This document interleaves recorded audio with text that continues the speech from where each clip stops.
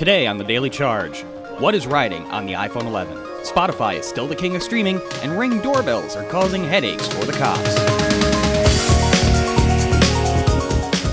Good morning, and welcome to CNET's Daily Charge. It's Wednesday, July 31st. I'm Alfred Ng. I'm Shara Tipkin. I'm Joni Salton. Let's take a look at today's headlines. Apple reported its earnings on Tuesday night, and we've got all the details. The iPhone sales are down, but overall, Apple's doing pretty good, thanks to the iPad, wearables, and services like the App Store. Shara, what was the biggest takeaway from Apple's call? I think what we're really seeing is that the iPhone is struggling. Sales have been down for 3 straight quarters, so Apple's now really relying on things like services, wearables to kind of boost their sales and keep things going for them. Their problem is the iPhone is still the biggest product that they sell. This is actually the first quarter that it hasn't been over 50% of their revenue since like 2013, I believe. So they're doing a good job getting into services and making more money from something like that, but it still is kind of a struggle for them. So how much does Apple have riding on the iPhone 11 now? Yeah, it's interesting. I think people are generally expecting that the iPhone 11 is going to basically look like the iPhone 10 and the 10s. So the design isn't really expected to change from the past couple years. Typically when that happens, the sales are not that great. The S years are, people aren't going to be lining up for 2 weeks to buy this probably. I think it's going to be really hard for them to come out with something really super innovative in that phone until we start to see 5G in the iPhone, next year or the year after that. Next up, moving on from Apple's earnings, we head to Spotify, which had its second quarter report this morning. We now know that Spotify has more than 108 million subscribers as it races against its next biggest rival, Apple Music.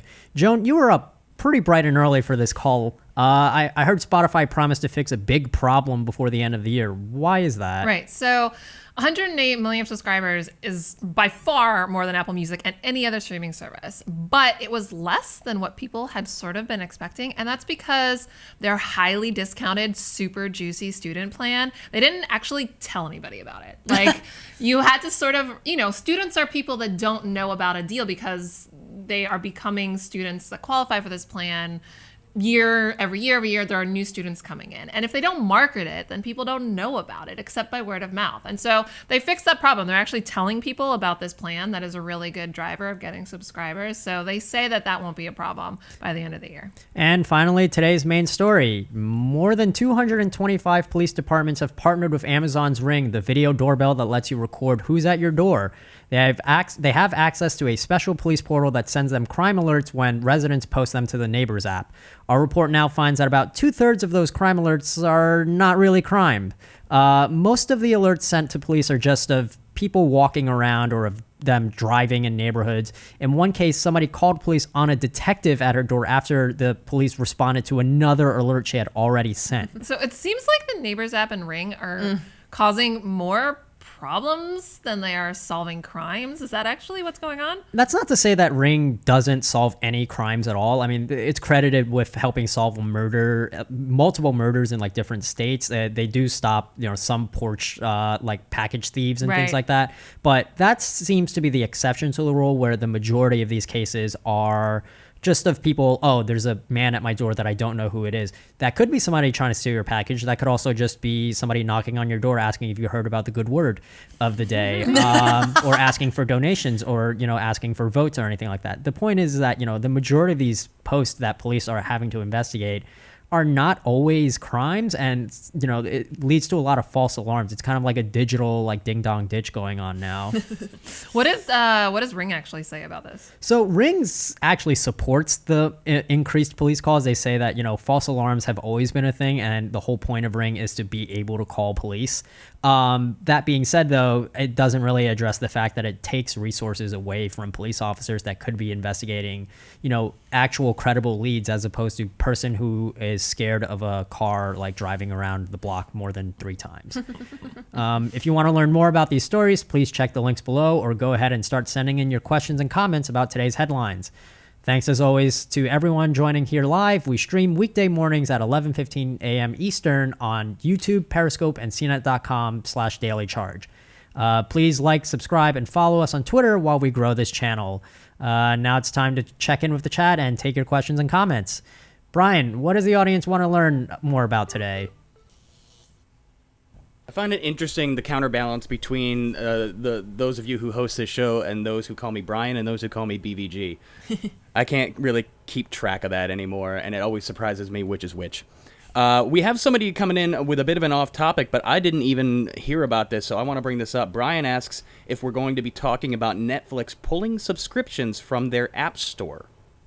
Oh, so I can talk about that, sure, if you want. I don't know if there's been any recent news about that, but generally speaking, Netflix has been one of the most aggressive subscription companies about not allowing people to subscribe to their service through an Apple app, through an iPhone app. And that's because of the Apple tax, where Apple, for any like media subscriptions, Apple will take 30% cut in the first year of a subscription and just like gobble that up. And so if you sign up for Netflix via Apple, it means that instead of getting let's say it's $10 for that subscription. Instead of getting $10 at Netflix, they're only getting $7 for the first year.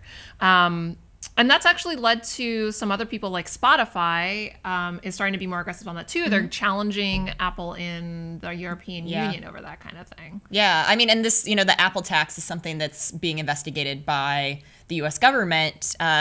And trying to see if Apple's App Store, its control over the App Store, if it means it's a monopoly. Apple says it's not. It put up this kind of informational web page explaining how they're not and how they welcome competition and how there are all these other apps that compete with their apps. I'm not an antitrust lawyer, so I'm not going to make any sort of judgment on that. But, that's something that is really interesting that's going to be going on for a while. Yeah. So I don't know if there was any new chatter about Netflix pulling the ability to subscribe, but that's generally what's going on, and they've not allowed people to subscribe on an iPhone app for a long time. Yeah.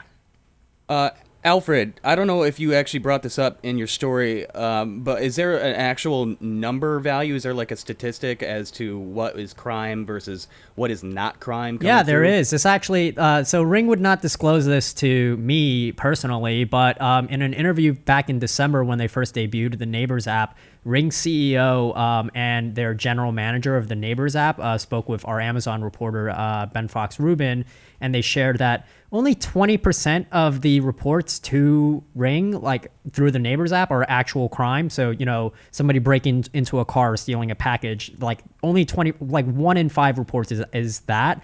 And then the other 15% is crime related. So it'll be like alerts, things like, hey, there's like this guy stealing packages around, please watch out for him. Or even, there's a flash flood going around, so please watch out. So not really a crime, but like police related at the very least. So yeah, literally only about 35% of those are actual like things that police would need to be on top of. And then the rest is just people being scared. Breaking news, it is Ryan's birthday. Everybody wish Ryan a happy birthday. HBD. Woo. Ryan. Is it really your birthday, Brian, and you're going to edit the footage later that we say Brian instead? His friend Ryan. All right, I'm going to do a little bit of post-CG work and add a birthday cap to my hat when I edit We're going this to video. deep fake our daily charge. Slick. How has that not happened yet, by the way? I mean, if you want me to, I could try. I could get some GANs. I could fire up some GANs and try to deep fake us. Whose face would you want me to put on your face, Brian? Rogers. Ah, okay. Oh, that's scary. Yeah. I take that back. I don't want to do that. Okay. Let's talk a little bit more about Ring. I want to farm this out to the audience. Anybody out there actually use Ring doorbells or any other smart doorbells for that matter? I know there are other manufacturers. We talk about Ring a lot. What has your experience been? Do you see a lot of trips? I feel like if I had it, I'd get a lot of stray cats and raccoons. What about you guys at the table? Has anyone used one? I think Roger's got one, right? I don't know, but one of our coworkers does have a Ring doorbell, and he is on the Neighbors app. I'm not going to snitch on him in case he doesn't want to be named, but he talks about how he had to turn off the notifications on his app because he gets all these alerts that are not like crimes. It's just people like, hey, who is this like person of color walking in my neighborhood? I don't know him, but it's literally just a person walking. I spoke with a police, like a detective in Arizona that had mentioned that apps like Neighbors, make people believe that more crime is happening when it's not, just because they get all these alerts on their phone all the time. So it definitely like raises the level of like fear and like concern among residents, even though like crime rates are actually at like historically low.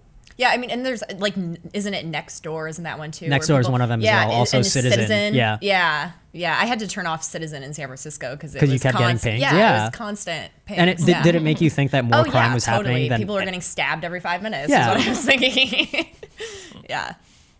Matthew Datcher, he says, I don't have Ring Neighbors, but the Ring app I do have shows neighbor complaints, which seem to be mostly nothing.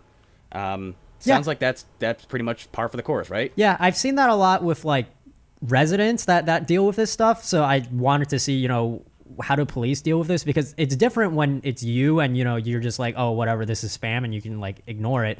When you're a cop, like you have to like look into all of those. You can't just be a cop and say, oh, that's nothing. And like, and like I said, some of them are true. Like some of them are real crimes, but the majority of them are not. And it like leads to this whole, like, I don't want to say spam, but it's kind of like police have to deal with all that. Imagine if you had to look into every single one of those crime alerts that like you got on your phone. Yeah.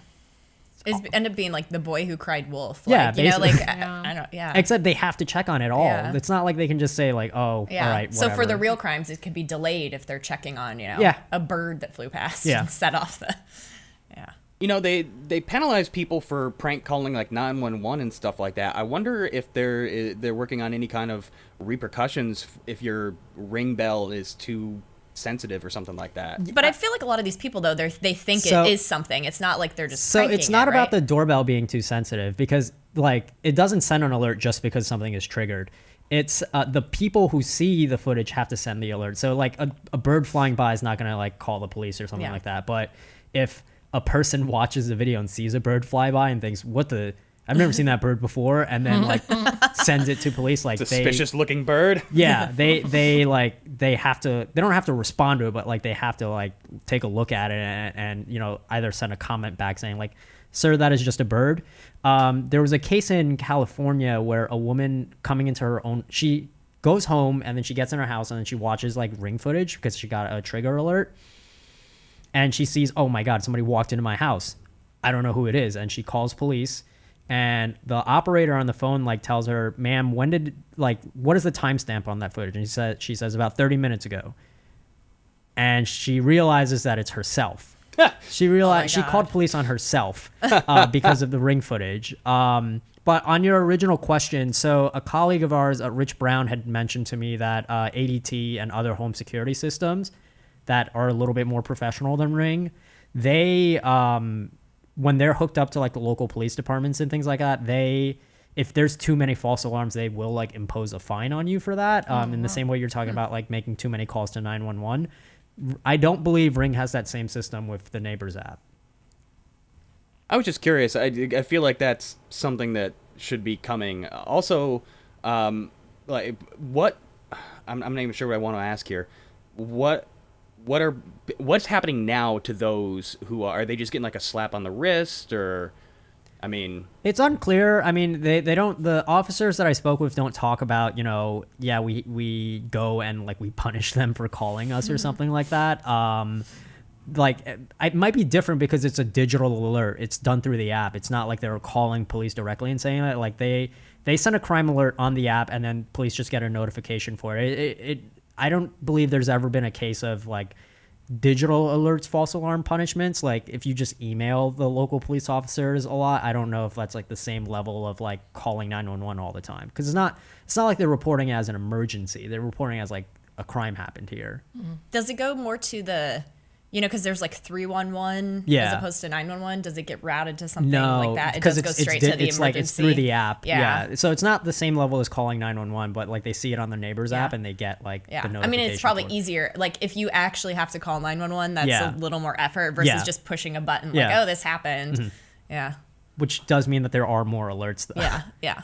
I wonder how far away we are from having like, and I don't want to encourage this behavior, but like prank Ring videos being sent out. I don't like know. stage stuff, staged for Ring. Yeah, that's kind of what I'm expecting out of this because the human species was a terrible mistake. I fully expect someone to try to get on that train and turn it into like a crappy YouTuber series. I'm gonna go ahead and put what's his name, Jake Paul. Paul. Yeah, it's gonna be those guys. No rebuttal, Alfred? I don't know. Okay. Let's take a question from the birthday boy. I have the Nest doorbell. I don't get notifications if somebody walks by on the sidewalk, which is good. It's very handy to have just for peace of mind. I think that's pretty much anybody's justification for getting one of those. He says it was 229 Canadian. I got it since I'm already in the Google system. Brian asks, I wonder if police having access to Ring has saved them from having to physically respond to alarms. There's an interesting angle. Do you think it's actually good if they can go ahead and just brush off something they can easily tell was a BS and focus their efforts on there something? are times where they just don't physically respond. Like they'll just send a message back to that person saying like, "Hey, do you have any more details about this?" In the case with the woman who called police on the detective showed up because she had called about something else, which was also through Ring. There was like a suspicious person at her doorstep or something, so she like called Ring. That guy left. The detective shows up, and she's like, "There's someone else here. I'm scared again." And she sends the video, and that's how they knew it was a police officer.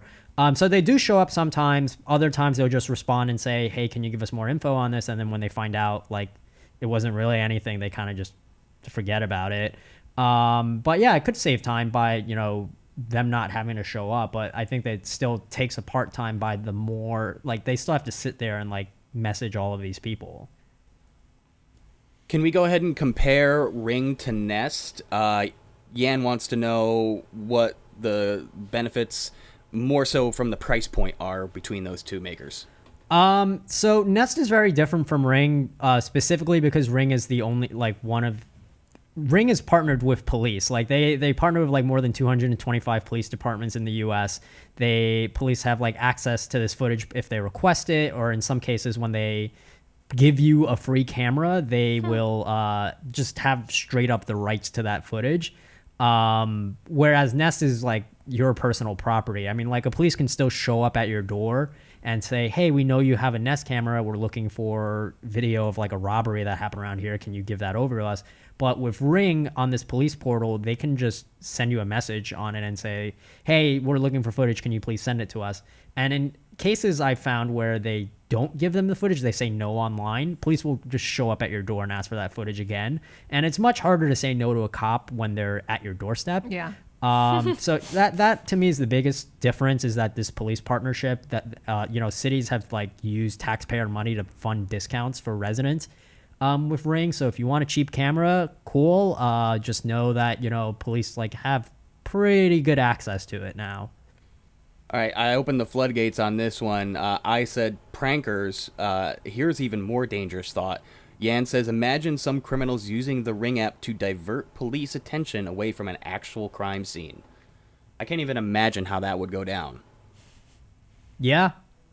That's it? Yeah, I don't know. It's a hypothetical. He's not a criminal mastermind, so not the right person to ask, right? Some may say. He's so freshly scrubbed and squeaky clean. Please Alfred refer to is. the report. Yeah. Looks like Nest is more expensive for the monthly service, $19 per month versus $3 per month. That's a pretty big dissemination. Thanks, Datcher. Wonder why that is. Like, is that essentially supporting the police partnership? Alfred, what do you know about their... Yeah, it's $3 a month with or without the police like discount or anything like that. Police just offer discounts for the physical camera itself. They don't pay for the subscription fee or anything like that. I'm not sure why Nest is more expensive. It might be because they were on their own longer than Ring was. Like Google owns Nest now, but they had been an independent company for some time, and they were also they didn't start as a security like a doorbell company. They started as like a thermostat company, so it might be like different logistics for them. They also position themselves as kind of like premium. Do they? I mean, like that's kind of how Nest started, was like this like sleek, like, yeah, you want a thermostat? Do you want a thermostat, or do you want a really sleekly designed thermostat from somebody who designed the iPhone? Yeah. That's kind of their initial positioning. So maybe that has something Yeah, that could to do also with be it. I don't understand why storage costs would be that much, but maybe they put it at that price just to make it look like it's like more sophisticated. Yeah, I don't know. I wonder if they can go ahead and rebrand those as sexy stats. I'm trying too hard today. All right, let's move the conversation over to the iPhone before we say goodbye today. Jay from Jersey and Yan both chimed in about why they're not going to upgrade. Jay says, I currently have an iPhone 10, but I'm not planning on upgrading till next year because the updates this year just don't seem worth it. Yan says, I just want to share my thoughts about the iPhone. I'm currently using the XS Max. Unfortunately, mine uses the Intel modem, and it really, really sucks. Yeah, you guys are the problem. No. No, I'm pretty Or sure the Apple's solution. the problem. From Apple's perspective, you guys are the problem. I'm so glad the sales are down because you know what? Like they should not like make these phones so damn expensive. Like Also, I was, Apple- I expect you mean, to upgrade every year, yeah. that's part of the reason why they've gotten more expensive is they're not selling as many. So for them to make more revenue, they make more per device. but do you think that they So- would actually make them cheaper if more people bought the $1,000 phone? Well, I think that what we've seen happen with the phones from last year is that the 10R, their cheaper phone, it did end up becoming really popular.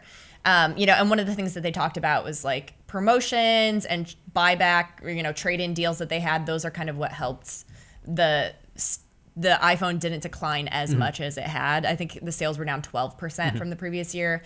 The earlier quarter, they were down like 17%. So they are doing some things. For a lot of people, the 10R is all they need. Yeah, really. And next year, I mean, the talk is this year with the camera lenses that the higher end phone, at least one of them is going to get 3 camera lenses, and so that means kind of the 10R successor will get 2. Yeah. Which is that 2x zoom, which is great. That was kind of the biggest thing that the 10S and the 10S Max had that the 10R didn't. Yeah, keep up the good fight. Stop buying like really expensive phones, people, so that we get cheaper phones. We all want it, and it's better for everyone in general. I just don't think that's going to happen, especially since the next phones. The next big thing is 5G. Those modems are expensive. It's a brand new technology. I don't think we're going to see phone prices overall come down. Don't buy 5G, people. That will never happen. People are definitely jumping on Read that train. all of our articles about 5G. All 50 of them that I published last week. Channeling Roger right now. Thirstily drink up our constant stream of 5G articles. Bathe me in 5G and put me in the grave. All right, we got just enough time for a couple more. Michael Brown says, should Apple not make phones so expensive, or should people stop buying the phones they can't afford? Sounds like he's just reflecting your exact sentiment there. I want to know, is this actually going to force Apple to start actually innovating something again and not being, boring as hell? I don't think that that's necessarily fair. If you look at phones, like what more can you do with these designs? Like, do you expect it to like fold your laundry? Like that's not going to happen. They're dealing with the limitations of the technology we have right now. Like we've seen curved displays come out, which is really cool. Now we're seeing foldables, but those have a lot of issues. Those aren't perfect. So, we're seeing phone designs evolve a little bit, but it still is really early days for some of that technology like foldables. So it is hard to really change these a lot and still make it so it's a functional device. And like if it does all this stuff, like. And second of all, Apple does innovate. Okay, did you see that they took out the headphone jack? And People loved it. yeah, so that was Yeah, but to be fair, everyone else copied them after that. Like that's But now, you can unlock your phone with your face. Yeah. You don't have to. There are innovations. It's just not the huge earth-shattering innovations that we were getting before in the early days of phones, because this is a mature device now. Yeah. Like people are looking towards other things like augmented reality glasses, foldables, things that can be enabled with 5G. So this may be kind of where we are right now. I feel like when people complain about like phones not being that much more innovative now, I think of it as like looking at like a basketball player and saying like, how come he's not getting any taller? Right? Yeah. It doesn't make any maybe it's reached its limit already. Yeah. I don't know. I feel like Apple's been on the gravy train and hasn't had to try for such a long time. Don't get me wrong. They still they have good things. There are good things under that hood, and they keep touting that they have innovated with unlocking facial recognition technology. But it's like, how about an innovation that actually is helpful. Well, I think like it's true. iPhone has been the most successful device it's ever had in its entire history. Yeah. So like that's a gravy train by definition. But I don't think that necessarily means that they haven't been innovating in other products and services. I think they've been trying to do it. They just when you're going up against the comparison of the most successful like consumer electronic device of all time, it's hard to innovate and have something that matches that, like clears that bar. Yeah, I mean, and their businesses now are, if you took their other businesses on their own, they're bigger than a lot of companies. I think Tim Cook said yesterday, now the services and wearable business together is the size of a Fortune 50 company. Like, that's insane. For any other company, that would be huge. But because Apple had the iPhone and it was Right. the biggest company in the world, that's kind of like whoop-de-doo. I wanted to ask about the wearables thing because they mentioned that on the earnings call, right? Like that was a big part of why they're doing better overall. Do they count AirPods as wearables? Yes. Even though they're just headphones? Yeah, but it's a wearable. You can talk to Siri. Sure. It's it's a wearable. The watch has been really I consider popular. the watch a wearable. Yeah. That makes sense to me. Yeah, but totally. But yeah, no, AirPods. And like AirPods are hugely popular. Yeah. Like so popular. Like a lot of people think that, a lot of the wearables boost is, it's AirPods related. And yeah. Apple also invented the Bluetooth headphones. So, but I don't understand why they're so popular. It's a convenience. Like if But- you've ever used them, they're so easy to set up. They're so easy. You just pop them in your ear. I do they're get annoyed connected. from, like, they're Bluetooth really connections. easy, Yeah. and it's nice not having wires. So they really appealed to the kind of, they took away the headphone Yeah. jack. That's- So now, Yeah, they created a need among their their core user. It's like, okay, well, this works perfectly now that you took away the thing that was simple before. Yeah, and you have to remember they also own Beats. So like Beats has headphones that are also wireless. But do they consider, like, people wouldn't consider Beats a wearables company though? But they do have headphones that are smart. That have that you can hold it down and talk to Siri. Yeah. Yeah, I don't like. I feel like there's different definitions of wearable, and like for me, it's like a wearable is like something that not only has like that one function, but like you can like use it as a computer. Yeah. or But you also have to remember their wearables category isn't just Yeah. wearables. It's wearables, home, and accessories. really? Yes. So they count it's like the HomePod as. But this is all- which nobody bought These the are HomePod. accounting categorizations. Yeah. Like, it only really matters for reporting financials. Yes. Yeah, and I mean, they've never ever broken out wearables from the other ones separately. They specifically highlighted it because, HomePod has, it's so deeply discounted now. That has largely, if you look at analyst, tallies on how many home smart speakers are Yeah. sold, like the HomePod barely registers. Yeah, isn't it like less than like 1% like compared to? I don't remember yeah. the latest stat, but it's it's very small. It might be like 5%. Yeah. But it's maybe 6%. But it's very low. So for them, that category is really wearables. And I mean, we can't forget the watch. Like that is the best selling watch in the world. I wear my more than a Rolex or I wear nobody my can afford those, HomePod but- all the time. I just like put it on like a backpack and just walk around with it. So that's a category like it's really interesting just how much that has grown and how much their services business has grown, and even the iPad's doing better. Like that was on a free fall for like 3 years. Every single quarter it was just dropping, and that's finally increasing again. The Mac was better. Literally every category did Except the better than iPhone. the iPhone. Yeah, do you think Apple kind of, because I know they've been boosting up their services stuff a lot lately, Yeah. and do you think Apple kind of saw this slump coming when they bumped the prices up? Or They know that they couldn't be a one product company. Yeah. They had gotten to the point where the iPhone was 2/3 of their revenue, maybe more than 2/3 of their revenue. It's Steve Jobs who kind of always envisioned the company as like a 3-prong sort of strategy. It was like iPad, iPhone, back in the day, iPod, and Mac. And, iPads wasn't selling that well. Mac wasn't doing that great. So it was just iPhone. So that was one thing that Tim Cook has really done under his tenure is push Apple into new categories. And also, with services, it's not a one-time purchase. You're paying for that every month. You get that iCloud bill every single month. You're paying for Apple Music every single month. So it's a steadier business than counting on, an iPhone. don't they also selling an count iPhone. that like 30% tax from apps as part of its like services? Yep. Yeah. The biggest part of their services business is the App Store. So not their own stuff then. Yeah. Yeah. Yeah. But it's all combined. But Yeah. the App Store is the biggest percentage, and a lot of that is games that you buy, or these. It's any recurring in-app subscriptions. purchase. It's not just subscriptions. Yeah, it's not just subscriptions. It's everything. Get that Fortnite money. Yeah, Yeah. yeah. All right. I'm still going to stand by on my curmudgeonry on this one. Michael Brown's Face ID and iCloud keychain are innovations, in my opinion.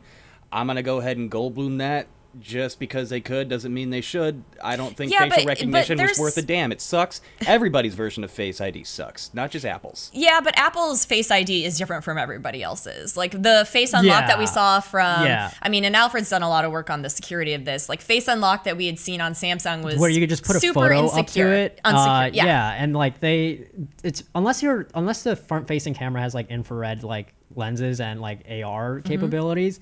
Like, it's not going to be better than Face ID as far as, like, security goes. Yeah. Because, like, they map, like, so many dots on your face. Yeah, like, it's a 3D map of your face, basically. You can't really hack it. Yeah. Unless you're a twin. If you're a twin, you can hack it. Yeah, exactly. But other than that. Yeah, other than that, it's very secure, and it is fast. It's pretty fast. Yeah. I just don't know if that really still qualifies as an innovation when it didn't really solve a problem. It Okay, just created a new one. Brian, fine. Moving on. A problem. You don't like have buttons on your screen anymore. You have more screen space. I mean, if Alfred's going to be Mr. Optimistic today, somebody's got to go pick up the slack. So that's why I'm here.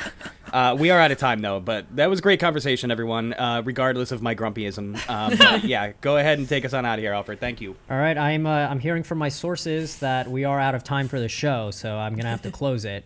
Thank you again for joining us. Tag us online and let us know what you want to see on the show. For The Daily Charge, I'm Alfred Ng. I'm Shara Tipkin. I'm Joni Saltzman. Thank you for listening. Goodbye. Very warm and fuzzy.